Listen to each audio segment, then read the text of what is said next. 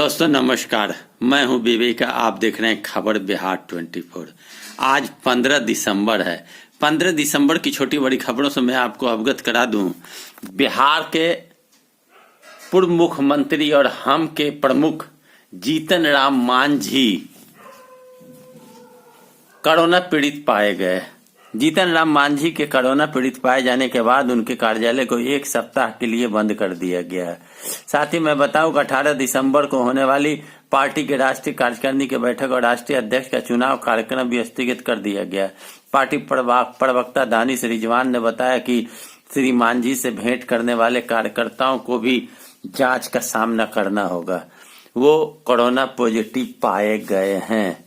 इधर मैं आपको बताऊं कि अररिया जिला अंतर्गत रानीगंज के भाजपा के पूर्व मंडल अध्यक्ष कलानंद सिंह सपरिवार रविवार को देर रात रामपुर नहर के पास से गुजर रहे थे। अपने गांव आ रहे थे। एक दर्जन हमलावर ने उनके गाड़ियों को चकनाचूर कर दिया, चरपहिया को, और उनकी लाइसेंसी राइफल छीन ली।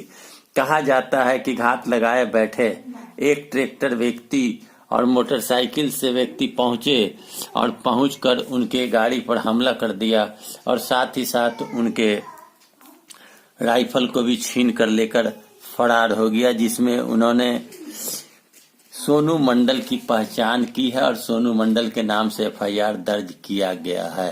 उधर बिहार में खेती में सुधार करने के लिए भी नीतीश कुमार ने कई प्रकार की योजनाएं बना रखी है।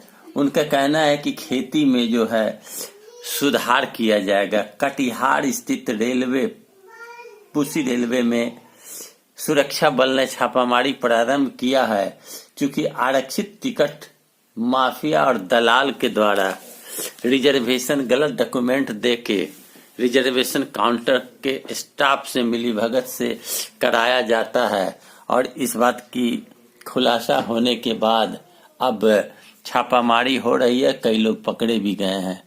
उधर मैं बताऊं आपको कि सोमवार को दिन दहाड़े कुर्सेला फारबिसगंज स्टेट हाईवे 77 पर अमीन चौक के गुदरी स्थान के समीप किराना व्यवसायी को दो बदमाशों ने हथियार के बल पर 1,08,000 रुपया लूट कर फरार हो गया।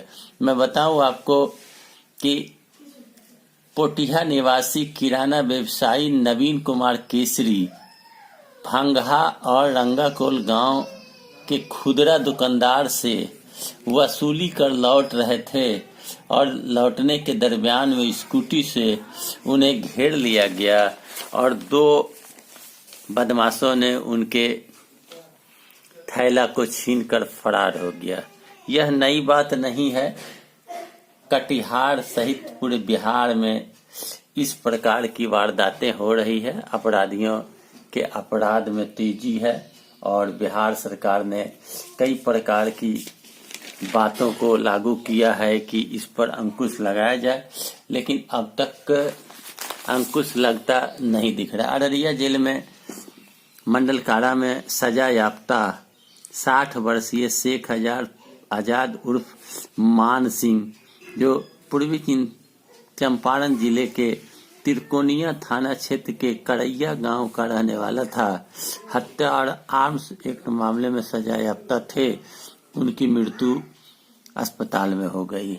नरपतगंज के 35 वर्षीय किराना व्यवसायी शंभू कुमार शाह का शव नाथनगर पंचायत में आदिवासी टोला के समीप मृत पाया गया। यही नहीं, बाइक के ठोकर लगने से मधेपुरा और मुरलीगंज NH 107 पर रामपुर के पास सोमवार को बाइक की ठोकर से एक अधेड़ व्यक्ति की मौत हो गई। बाइक चालक दुर्घटना में घायल हो गए हैं। बाइक चालक को PHC इलाज के लिए सदर अस्पताल भेजा गया। मालूम हो कि रामपुर वार्ड 7 निवासी ललन झा 55 वर्षीय सोमवार की दोपहर मेन रोड पर पैदल अपने घर से निकलकर घूम रहे थे। इसी बीच बाइक ठोकर मारकर फरार हो गया। उधर कटिहार पूर्णिया जिला प्रशासन ने संयुक्त रूप से अतिक्रमण हटाओ अभियान चलाया है।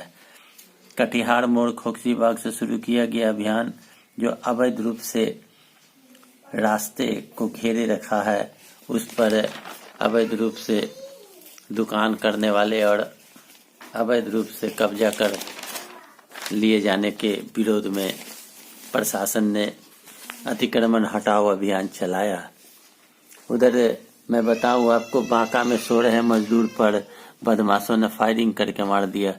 बांका रजौन थाना क्षेत्र के लाहौरिया गांव निवासी कलयुग पासवान जो 50 वर्षीय हैं, रविवार को देर रात हत्या कर दी गई।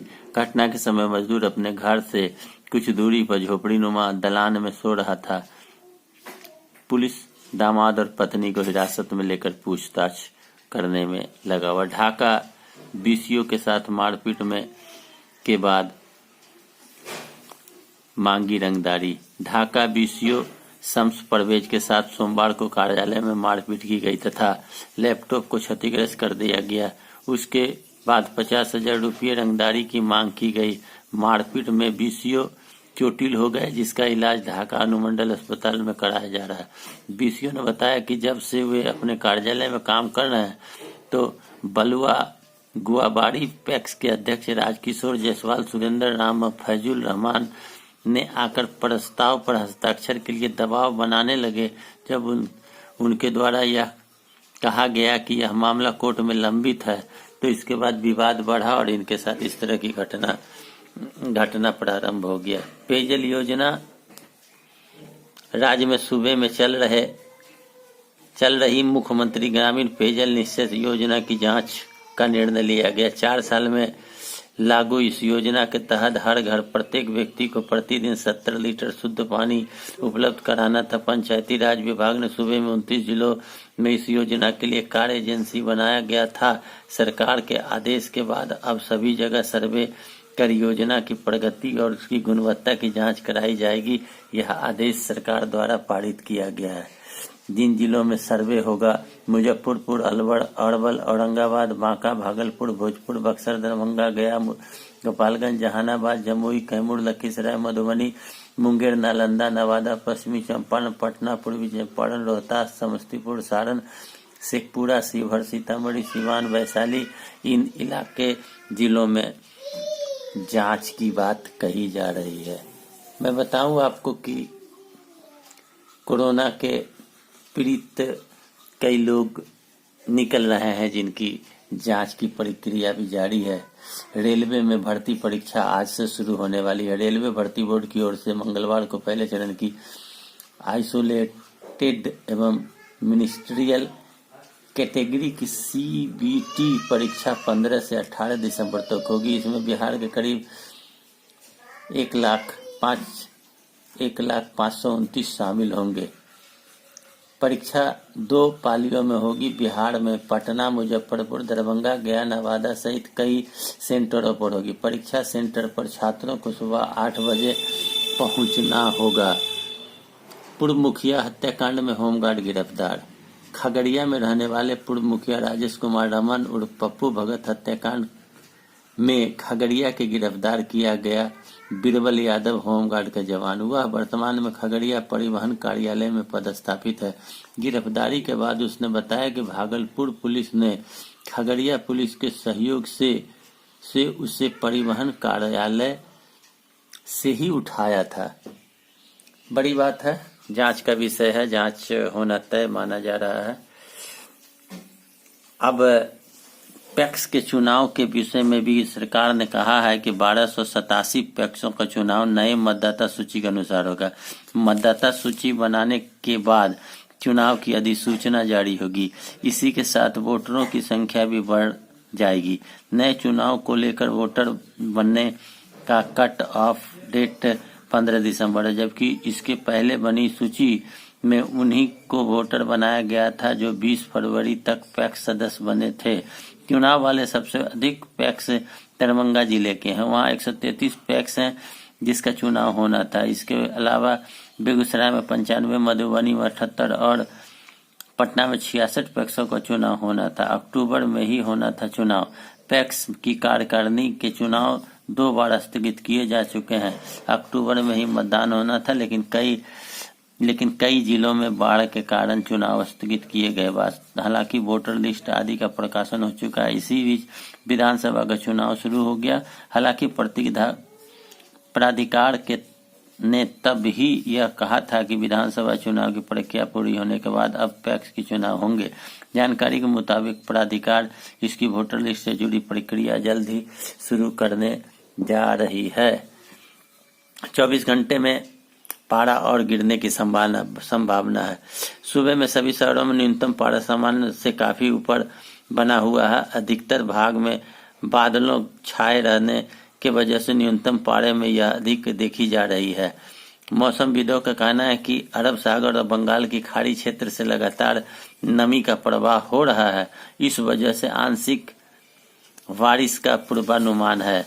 अगले 24 घंटे में हल्की बारिश की स्थिति बनेगी। अनुमानतः हर साल दिसंबर में सुबह में आंशिक बारिश होती है, लेकिन इस बार बारिश के न के बराबर हुई है। सोमवार को भी राज्य में दक्षिणी भाग में बारिश की पूर्वानुमान किया गया था, लेकिन मौसमी सिस्टम को पर्याप्त सपोर्ट न मिलने से बारिश नहीं हुई।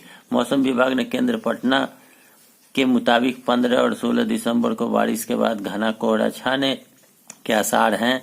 ऐसे में बादलों को छटने से न्यूनतम पारा तेजी से नीचे गिरेगा।